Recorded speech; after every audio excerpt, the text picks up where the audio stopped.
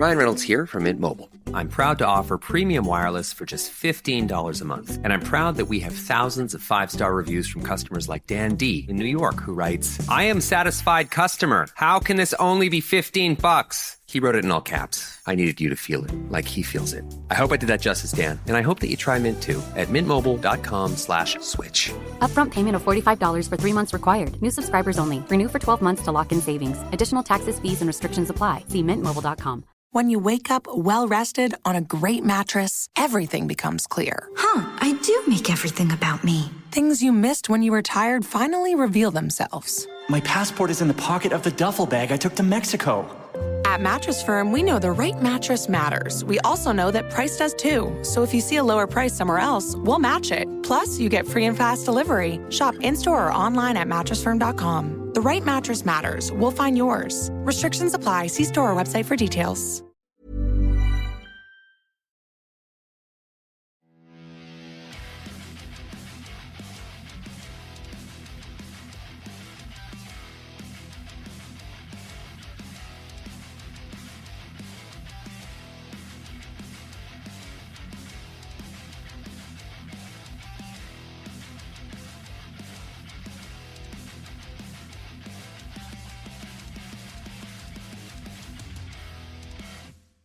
Hi guys, just a quick heads up before the show starts this week. I did let some expletives loose somewhere in the end of the first half, maybe the beginning of the second. So if you are listening around young children or offended by this sort of thing, please either skip past it or forgive me. It was in the moment. But anyway, I don't, as you know me, I'm not that kind of way. I thought I'd just give you a little warning. It's not massive. I'm not doing like effing and blinding everywhere. It's just the occasional one. Anyway, that's enough from me. Enjoy the show. Welcome, guys, to this week's episode of Heavy Metal Tones with me, your podcast host, Tony Evans, your fabulous podcast host from Tony Evans in Canberra, here in wonderful Australia. Sorry to have not recorded a more up-to-date episode for last week. I'm sure you guys enjoyed it. It was I recorded it some time ago and then shelved it because it was Christmas time, and I thought, well, I like the idea of it, but I didn't want to offend anyone. I'm sure it didn't offend anyone. I'm sure people quite enjoyed it. They might have just went, blathering on again and turned off. Who knows? But if you listened to it and you enjoyed it, thanks very much. It was just a bit of a tough time in the Evans household last week. And I usually, as I said, I don't record lots in advance. I like to record them as I go because I get that fresh feel. If I have too many things planned, too many things recorded, I end up it becomes a chore, and then I don't enjoy it, and then I think it covers that in the episodes. Anyway, this week's one, right? Catch up time.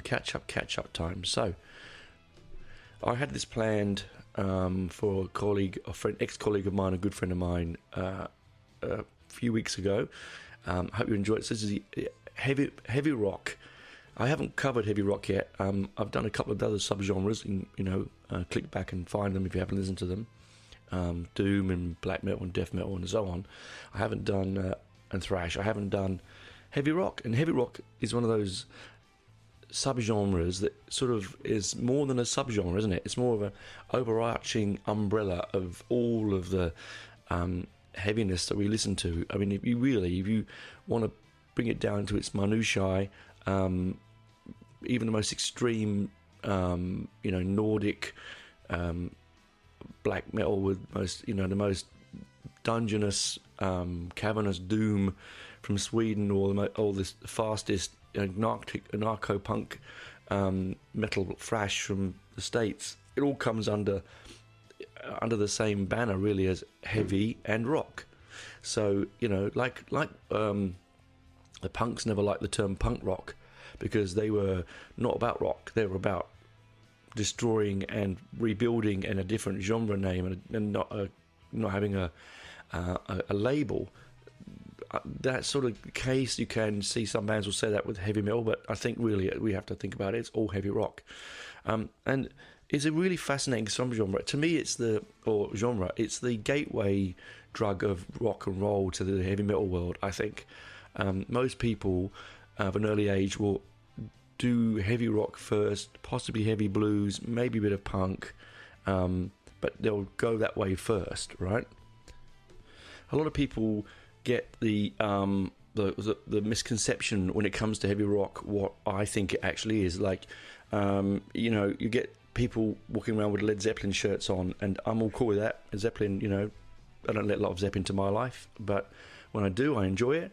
To me, it's not heavy rock at all. It's heavy, but it's heavy blues. It's blues rock, very much like, you know, in some respects, and I'm really gonna, sorry, put the cat amongst the pigeons here. Things like Rainbow, you know, bands like that. I mean, even Deep Purple, to really sort of, if you think about it, are a heavy blues rock band.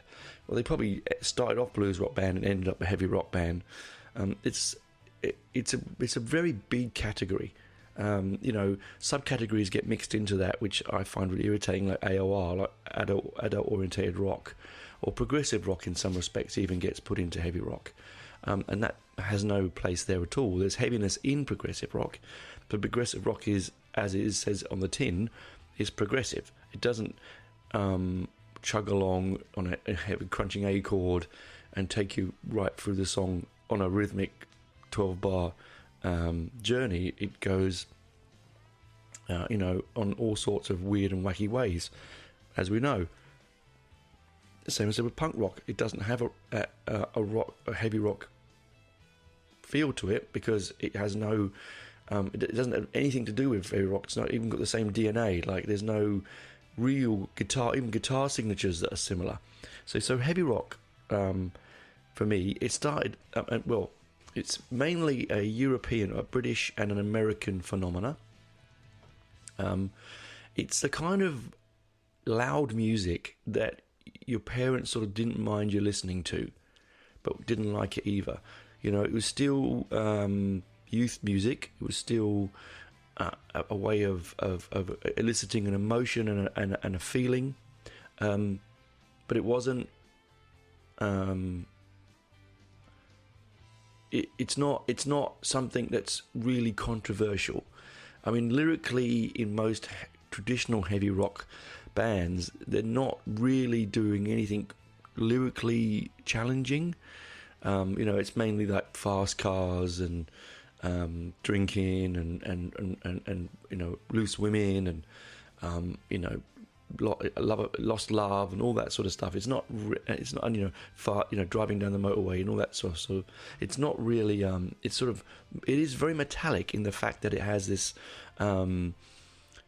very heavy backbeat, you know, huge driving organ music, massive crunching dual guitars, thunderous drums, and usually falsetto, high-pitched vocals, right? That's how I look at heavy rock. That's how I'd imagine heavy rock to be. And when you look at the two continents that it really that it sort of exists on mainly, so in the UK, on Europe, and in USA, where it lives there, over here we have it as well. And again, what will be controversial, AC/DC are not a heavy metal band, people. They are a pub rock band that are a very good heavy rock band, and so we have them over here as well. Now, the thing about the differences is that the UK heavy rock scene sort of sparked off with the Kinks mainly. Like, the Kinks are a very extremely underrated band, right? If you want to know the really feel the see the DNA of punk and the DNA of heavy rock and heavy metal, honestly, the Kinks are probably, you know, sitting there. It is because those boys, they were very, like Ray Davies and so on. They were Dave Davies. They were really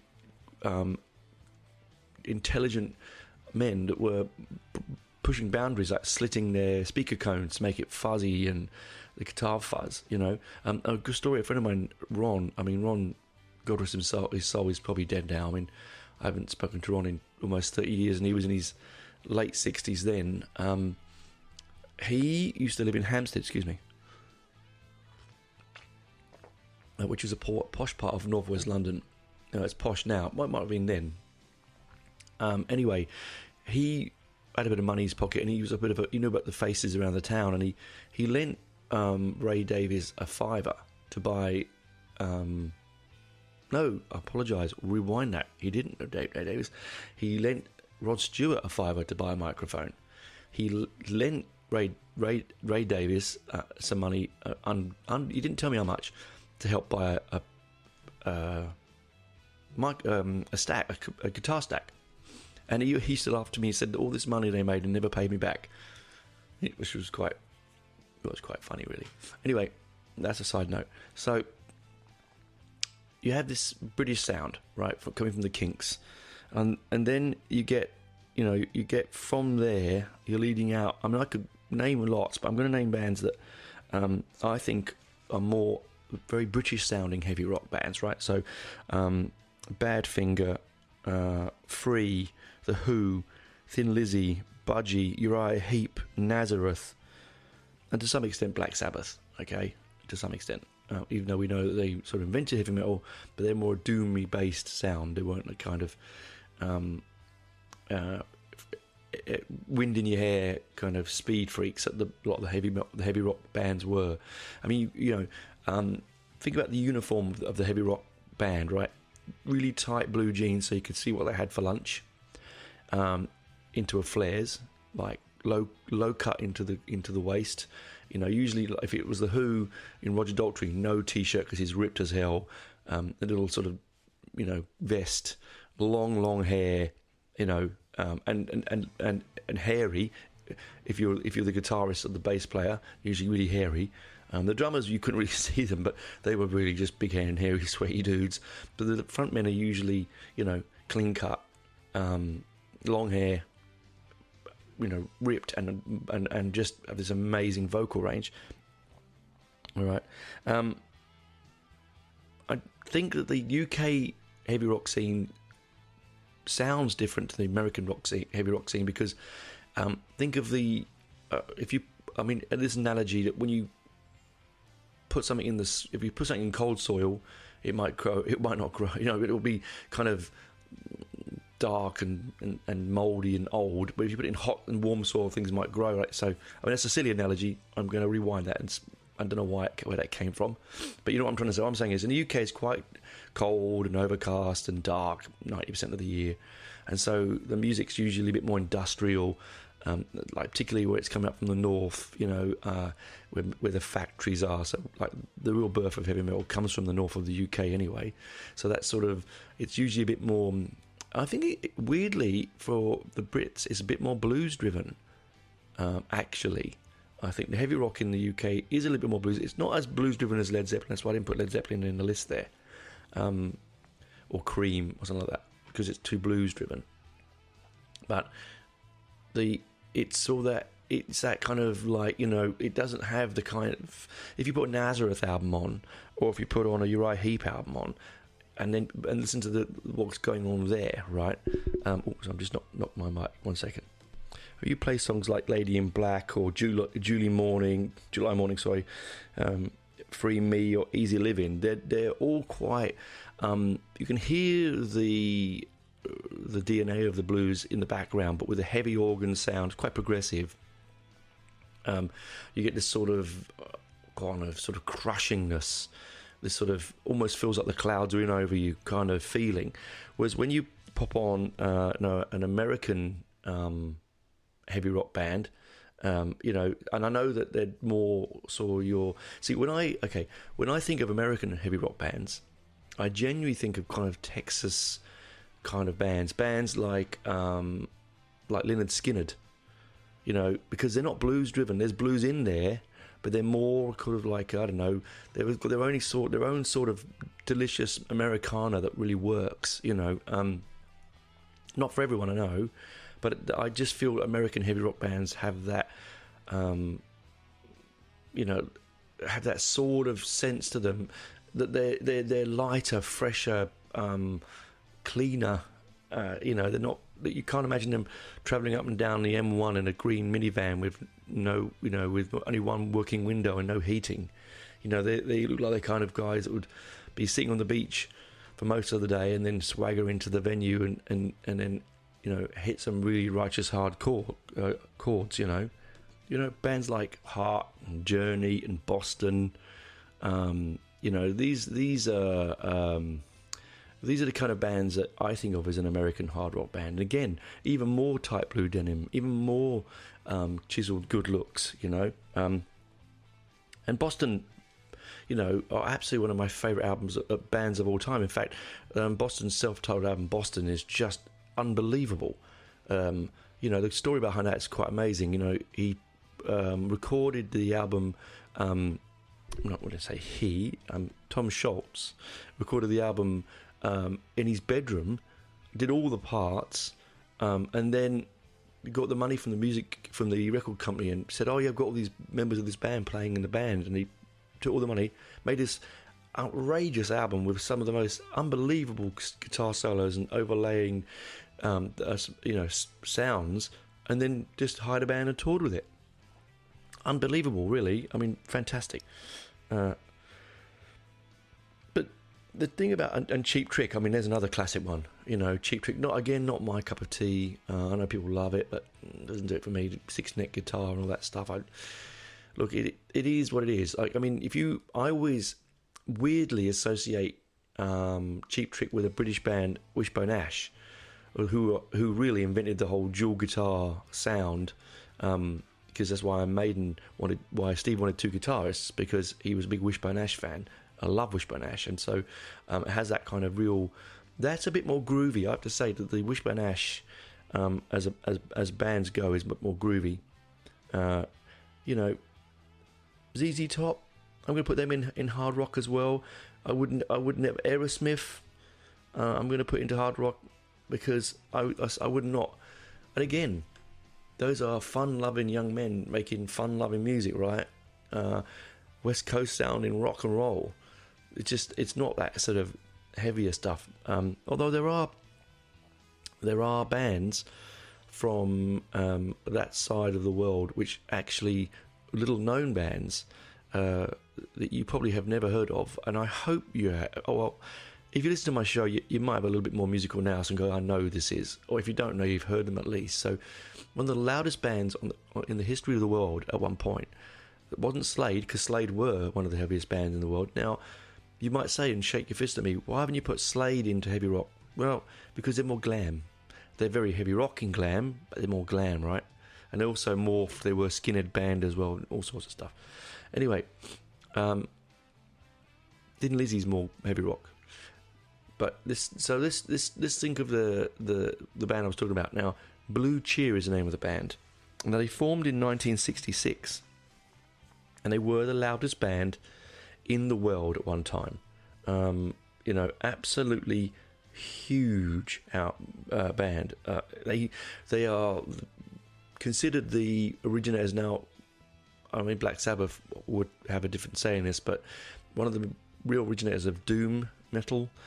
Certainly underlying DNA of American grunge, and I'm not a fan of grunge. I know people who love it. I just don't. I always say it's like America found punk too late. And I said that once before and got really bollocked for it, but I was only trying to pull people's strings. If you like it, you like it, man. That's fine. They did some absolutely amazing. They did a brilliant version of Summertime Blues. If you listen, you can go on YouTube. Blue Cheer's Summertime Blues.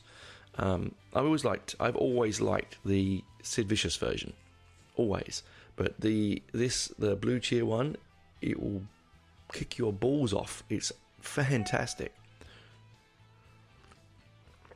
Sorry, just having some tea. So hard rock. So as I've sort of alluded to, I'm knocking the mic. How do we define it? If you want to define it right, you could say, Tony, I want you to define hard rock. How would you define it? And here's the definition I found. Right, it's got heavy guitar riffs, string bends, blues scales, riff-laden textural music, distortion guitar, driving rhythms, and noisy, dirty, gritty. So that's what I found in the dictionary under heavy rock. All right. I sort of alluded roughly over this particular band of what I feel highlights heavy rock very succinctly in the UK, and that is the Who, because they are, you know, they're in my I use the word DNA a lot, but they're in my soul. That band. My very first album I ever bought was the Who by Numbers. It was a reissue, but I bought it when I was like 8 years old. From Boots to the Chemist. I remember the guy behind the counter saying to me, do you really want this record? And my brother was with me and he said, oh, come on, fuck off, mate. Look, just give him the record. He clearly likes this music. He was looking at me because that was a time when you could buy records in a chemist. You know, you could buy anything in a chemist in the UK in the 80s, right? 70s and 80s.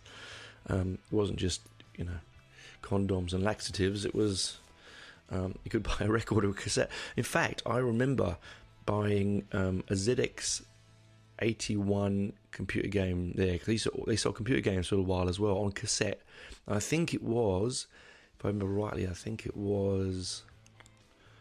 man, I think it was Ghosts and Goblins. It was a very bad copy of it, but you know. Yeah, so I've picked up some highlights of if you're looking for a playlist, and I'll do a playlist linked to the show this week. I didn't do last week because it was a bit tricky to do one to Christianity and rock.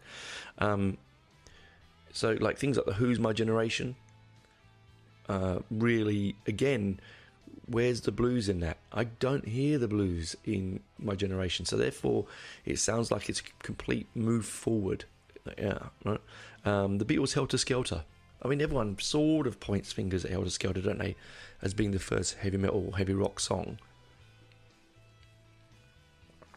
I think that's a bit of a misunderstanding. I think that's because they're used to a band that plays, you know, beautiful structured chorus, verse, chorus, you know, pop music, and then as they got, you know, later on more so progressive, they don't expect something to come out to rip your balls off. And when Helter Skelter did it, I think that's why it feels so heavy. It's because it's from a band you don't expect it to be from. It's like when it's more impactful when if your great aunt, you know, your lovely great aunt Min, like my great aunt Min, she was a very religious woman. When she turned around and said shit or fuck or bugger or bum or something like that, it was far more shocking than like my dad saying it, because he said every second word was an expletive, right? So it was sort of, I think that's the reason why Helter Skelter feels the way it does, you know. You know, and in America, you know, you got Iron Butterfly or Iran Butterfly. I mean, we cannot listen to bloody In the Garden of Vida anymore. I mean, it just drives me mad. Of course, then we have Vanilla Fudge, I didn't mention. Alice Cooper, Aerosmith, I mentioned. Blue Oyster Cult, Ted Nugent, the MC5. Now, the MC5, I mean, I think I've mentioned the MC5 to you guys before, and if you haven't heard that episode, I remember how shocked I was the first time I heard that Kick Out the Jams, motherfuckers, because, so a bit of swearing on this episode. I don't mean to swear, by the way, sorry. I'll put a little bit of it is what it is. It's just, unfortunately, part of the conversation. Anyway, yes, so I remember thinking, can't believe I heard that, and I was probably about 12, I think, and my brother had the MC5, their first, maybe the second. It was like a compilation album, and he put it on. It was on cassette, and he put it up really loudly when it came out. And you always used to go in and wait for that bit, and then turn it up really loud just to really annoy my dad. Right, so you know the Blue Oyster Cult. So when I said all American heavy rock was kind of all sort of clean and colourful and sunshiny, not always true. Blue Oyster Cult wasn't not always that way, you know. Don't Fear the Reaper. I mean, it doesn't. But it may have some lyrically dark content, but it has a bouncy blue ocean, blonde haired, toned kind of sound to me, right? But as I said, Blue Cheer. I sort of got a compilation album of theirs, and it really does. It really is something different. I mean, it's a real shame that they're not on the lips of every musician. They really should be, because without them, the volumes that we play now, the volume that we record through now, I mean, yeah, it's a little bit psychedelic. Yeah, it's a little bit, you know, they've had some shrooms or some tabs or whatever, a little bit like that. But that's what happened in the States. It's very much the hangover of Haight-Ashbury and the 66. You know, it's still really sort of smack bang in the middle, or coming towards the end of the hippie explosion, right? That's a good way to do. Always explode your hippie. My advice: explode a hippie. Hang on. You know that book years ago, 101 Things to Do with Dead Cats? I don't know if you ever got that. We had it in the UK. They should do the same thing with 101 Things to Do with Dead Hippies. That'd be hilarious, wouldn't it? There was one with 101 Things to Do with Dead Popes, wasn't there, or something? And then they had like bent over and bikes between their cheeks, and they make good bike racks, you know, that sort of thing. Which is, you know, anyway, different tangent. Anyway, that's the end of this side. So as we talked about, we think heavy rock is the gateway drug to all heavy metal and beyond, and even punk, I think, to some extent, and to progressive rock and so on.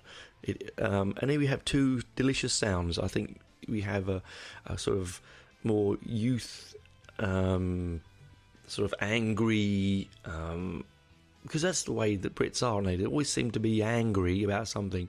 So, and I'm a Brit. No, I'm admitting that. So, you know, that's sort of like, it's sort of industrial and fighting the man, yeah, man. Whereas the American stuff, to me, I mean, I could be wrong, right? But this is how I perceive it. I perceive it to be party music, even though it's heavy, right? I perceive it to be sitting in your bedroom, smoking a doobie, you know, with your best friend or your girlfriend, and, you know, just staring at the poster of Hendrix and imagining you're him, right? That's how I imagine it to be in the American hard rock scene anyway, right? A little bit more musical, possibly. A little bit more easy to listen to. Oh, definitely. A little softer, most likely. And I think that's why heavy metal was predominantly originating in the UK, because of the sort of, I don't know, the terroir, as they say in France, of British music. Anyway, talk to you on the other side, guys. I'm going to refresh my cup of tea and have to listen to some lovely ads. You know, it keeps the lights on. Also, if you could, please, wonderful listeners to my show, if you've got this far, please leave me a review somewhere. I've got lots and lots of lovely feedback, but I would love a review. It just helps other people find the show. The more reviews you have, written reviews, that, you know, the more people come. It doesn't take 2 seconds to do.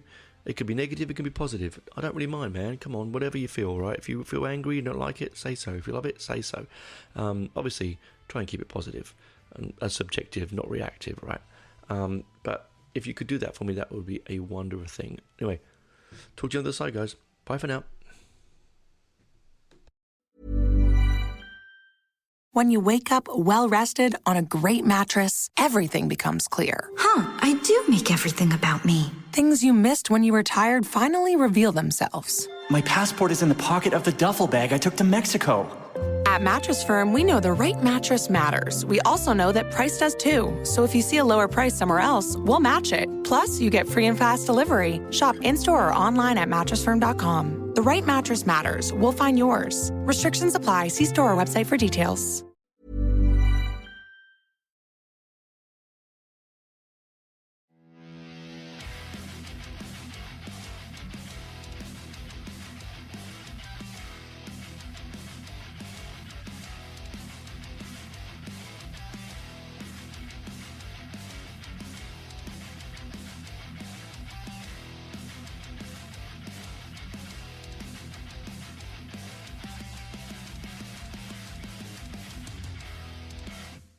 Welcome back, guys, to part 2 of Heavy Metal Tones Heavy Rock.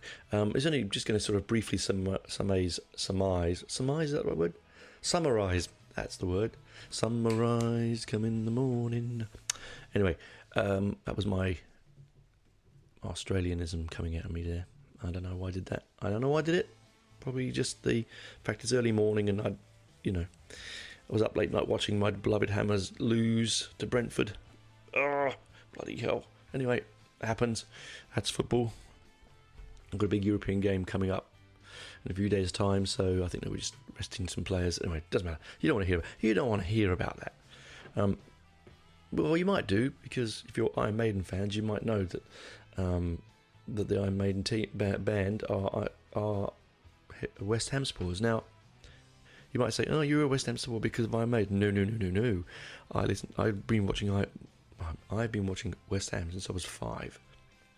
I did not listen to Iron Maiden when I was 5, so they weren't around when I was 5. So yes, the team came first in my life. Anyway, I'm waffling on. So, what I didn't sort of mention in the first part about the sounds, the two distinct sounds, and it really didn't really come to my mind until I was just getting my tea warmed up, was that the one distinctive difference between the American hard rock sound and the UK hard rock sound, I think, is the organ. I think there's a lot more heavy organ in the UK. Now, I could be wrong. This just sort of came off the top of my head. I haven't researched this. It just literally came to me. When you've got John Lord hammering away at the keys in Deep Purple, right? Really kind of what's the word for church like? It's very monastic almost. It's very hymns.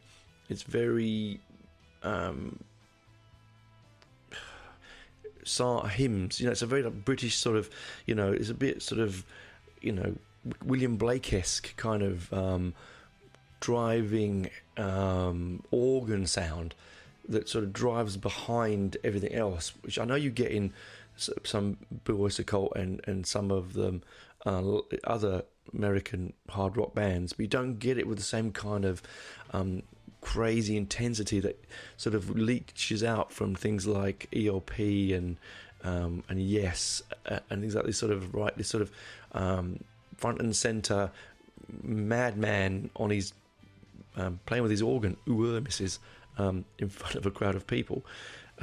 Where else can you get paid to play with yourself? Play with your organ in front of 50,000 people and not get arrested. All right, even Sabbath was doing stuff like that, a little bit sort of similar thing, and this sort of really, and the Who, because you had Pete Townsend who loved experimenting with these Moogs and things like that. So I think that's the definition. I think if I'm going to try find one defining musical difference, it would be that's more lighter on the American side, but it's also much more thicker and has a more viscosity, and its keyboards are more pumping and driving and pushing. I know, again, Iron Butterfly has that keyboard and the organ, but I think they would, without looking at it, I would say they're probably heavily influenced by the Perp. You know what I mean? You've always got to get your bit of Perp out, as I would once tell a friend of mine.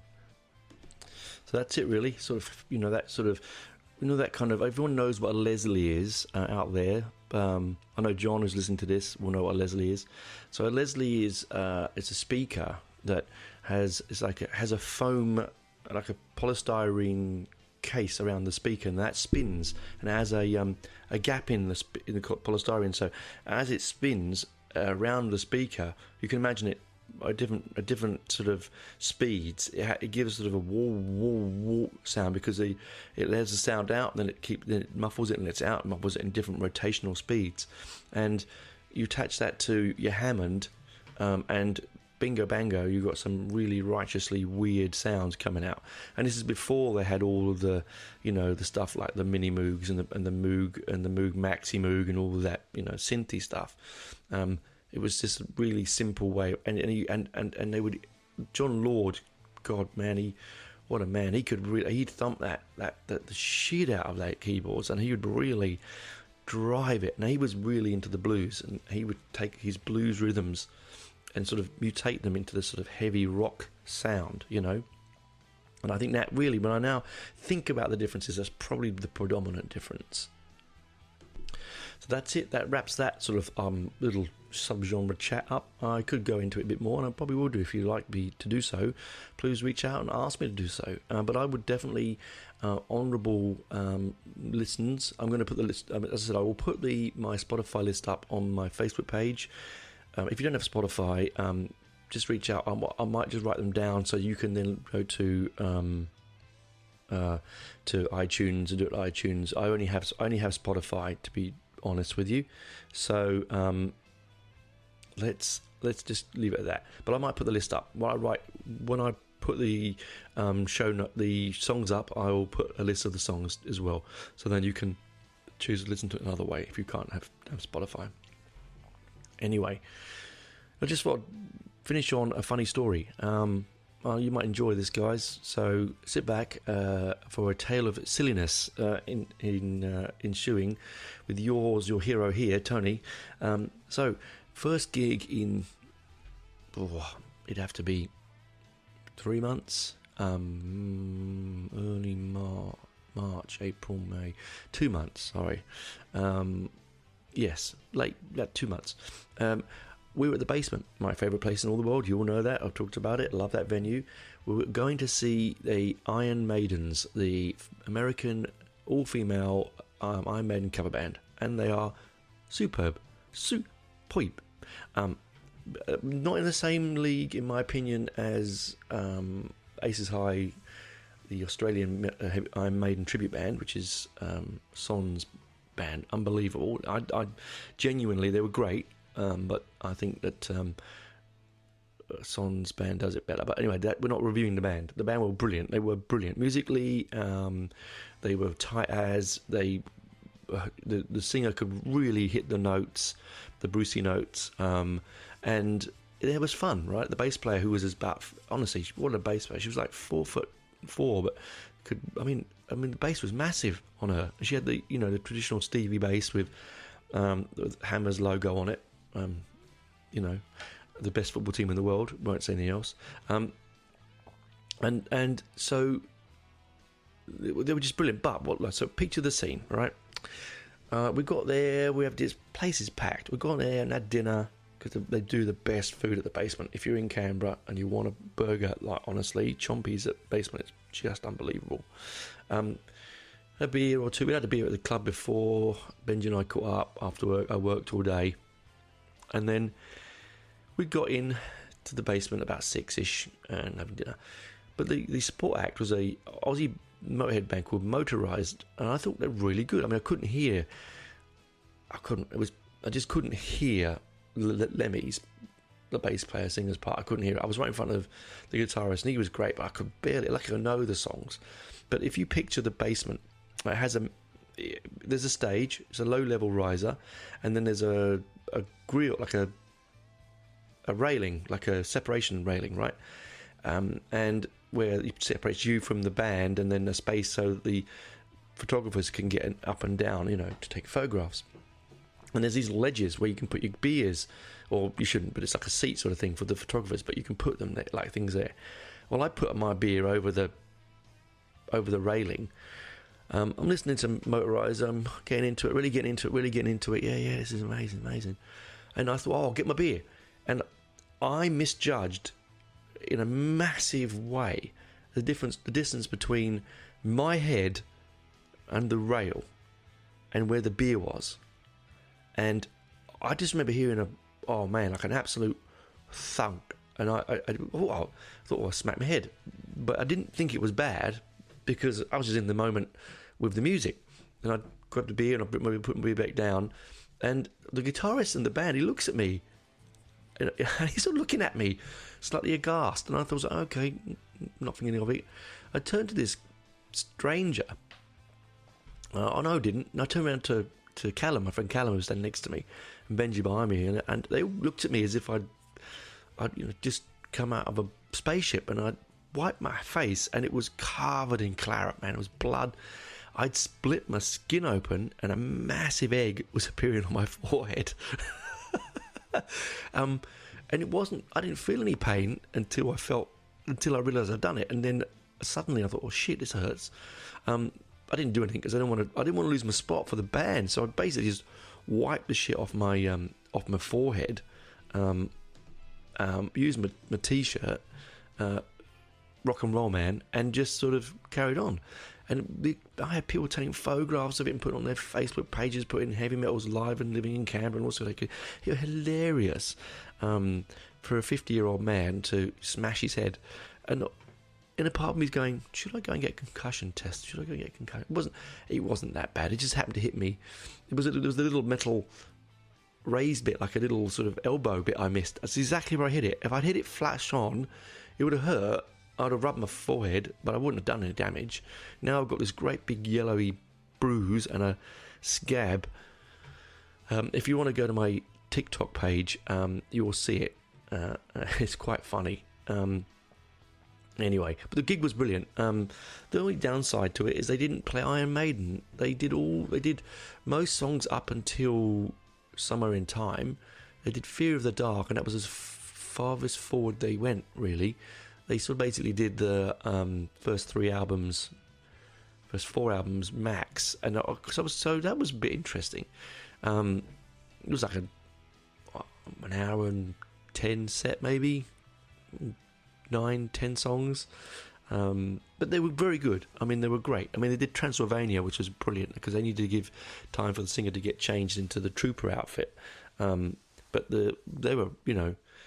I mean, I would say musically, with your eyes closed, were they as good as I said as Aces High? No, because I like the way Son's voice is, and she's a bit more animated around the stage, a bit more Brucey.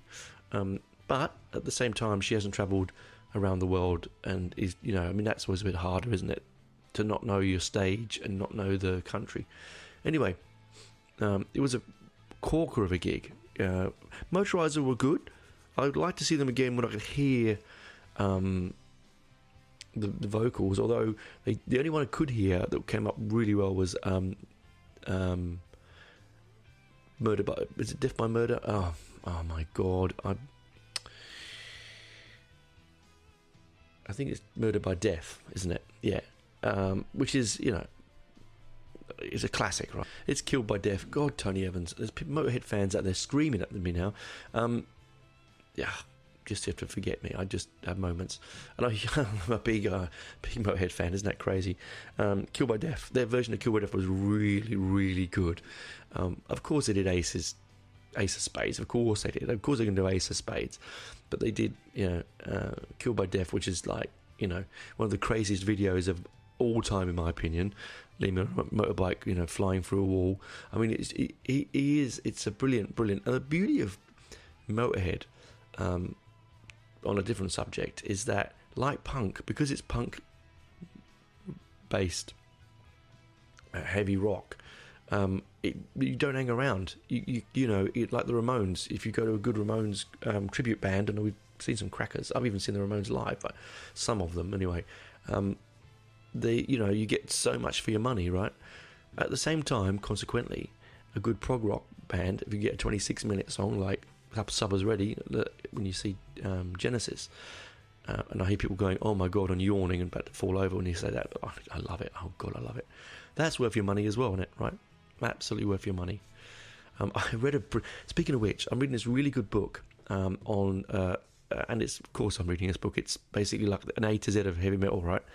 And it gets to prog metal, and I actually sat up in bed last night and laughed quite out loud. It says, how do you know it's a prog metal band playing? And the answer is, there's no women in the audience. Sorry. I could picture it. I really could. It was just, and it said, you know, full of musicians just playing music for other musicians to be impressed by, which is quite apt, really. But I'm taking the mickey out of it because I love it, and it's just I'm just being silly for those out there that love it. But yeah, no, it was a great gig. So if you get a chance to see the Iron Maidens, do so. But also if you get a chance to see Aces High, they're based in Sydney, but they travel around Australia a lot. that you're in Australia and they're in your town, you'd have to be an absolute madman not to go and see them. For pennies, you get like a 2.5 hour set, and they play Rhyme of the Ancient Mariner. I mean, you couldn't ask for more, really. I mean, the greatest heavy metal song ever written, possibly one of the greatest rock songs ever written, in my humble opinion. Now, that is my humble opinion. Other songs are available. It means that like when I see them and that comes on, I feel like I'm 16 again. It's giddiness. I was so raw. My throat was so sore after the gig on Saturday. Well, my head was sore because I smashed it, but my throat was really sore because I just sang along, and it's so good. And that's the beauty about Iron Maiden, and the beauty of, to be honest, of the Nwabum scene, and heavy rock, back to heavy rock, is that you can really sing along to it. You know, don't get me wrong, I really love some of that, you know, growly, cold, laden, savage, dark, black music, metal, death metal stuff, but he's not a sing-along kind of stuff, is it? Where, you know, sometimes when you go to a gig, you want a really good sing-along, and I belt the old tunes out. It be front and center, and almost like as if you're on the stage with them. It's just one of my joys of life. And in between bouts of headbanging, which is something I also love to do, and singing along, you know, without smashing your head into a metal bar trying to get a beer, which is, you know, what ironically, I did I damaged more brain cells smashing my head into the bar than I would by drinking the alcohol. So, you know, I did double damage then, didn't I? And I brained my damage with a bar, and I did it again with 3 or 4 pints of Australian frothy cold lager. I'm not condoning drinking 4 pints of lager. I'm just saying I had 4 pints of lager. Anyway, that aside, that's me for this week. I hope you enjoyed the show. I really would encourage you to go out there and listen. If you've got you don't have physical copies, that's fine, but do it on whatever streaming platform you like. Listen to a British-based heavy rock band, like I said, like Deep Purple and The Who and The Kinks and Mott the Hoople and Nazareth and Budgie. They're Welsh, by the way. You know, that, and then put on your Blue Oyster Cult and Boston and Journey and Heart, and hear the difference. And it was so vastly different. It's a wonderful difference, and I like that. I like the fact that you can tell the terroir, as they say in France. You know, the soil, where it comes from, the land it's born from. You can feel it in the music. You can hear it in the textures. You can visualize it almost. It's such a good genre in that way that it can be quite easily sort of segregated into where it comes from. Unlike some of the more extreme stuff, it's a bit more tricky because technically the music's going to be the same, and if you're growling vocally, you can't hear the difference, and there's very little difference between some of the really, really extreme stuff. Punk-wise, maybe, yeah, the Americans do punk slightly differently, but we're not talking about that, we're talking about heavy rock. Anyway, that's me for this week. Keep on rocking, keep safe. Yeah, play it loud, man. Put on your really tight jeans, you know, let your hair down and get yourself, you know, whatever way you're going to play it, put it on, play it loud.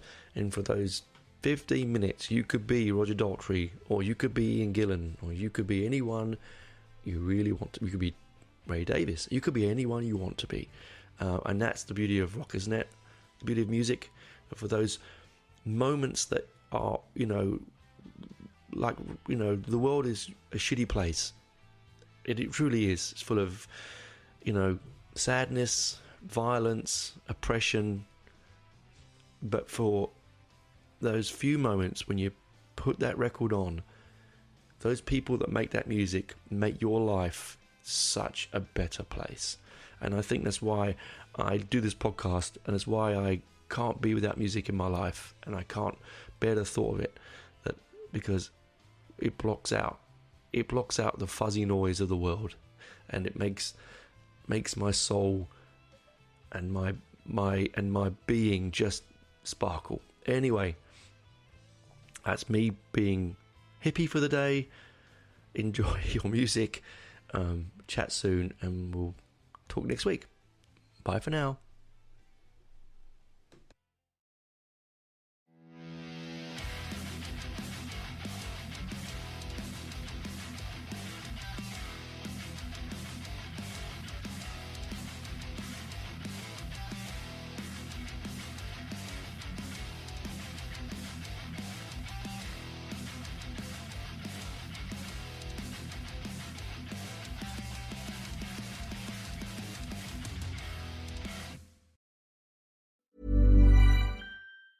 When you wake up well-rested on a great mattress, everything becomes clear. I do make everything about me. Things you missed when you were tired finally reveal themselves. My passport is in the pocket of the duffel bag I took to Mexico. At Mattress Firm, we know the right mattress matters. We also know that price does too. So if you see a lower price somewhere else, we'll match it. Plus, you get free and fast delivery. Shop in-store or online at mattressfirm.com. The right mattress matters. We'll find yours. Restrictions apply. See store or website for details. Every year, one thing is always predictable. Postage costs go up. Stamps.com gives you crazy discounts of up to 89% off USPS and UPS services, so your business will barely notice the change. Stamps.com has been indispensable for over 1 million businesses just like yours. It's like your own personal post office. No lines, no traffic, no waiting. Sign up with promo code PROGRAM for a 4-week trial plus free postage and a free digital scale. No long-term commitments or contracts. That's Stamps.com, code PROGRAM. Acast powers the world's best podcasts. Here's a show that we recommend. This is Sarah. And this is Beth. And we are Pantsuit Politics, a podcast where we take a different approach to the news. We talk about news, we talk about politics, but we also talk about parenting and travel and pop culture and how all of that affects how we understand the world. We're really different people. Sometimes you'll hear us agree and sometimes not. We think that's where the fun is. We laugh and learn together and with all of you twice a week, every week. Pantsuit Politics is about engaging with each other and the news without the anxiety and the frustration. We hope you'll join our conversation every Tuesday and Friday because politics doesn't have to be exhausting. Our listeners tell us it's like time spent with your good friends who did their homework. Acast helps creators launch, grow, and monetize their podcasts everywhere. Acast.com.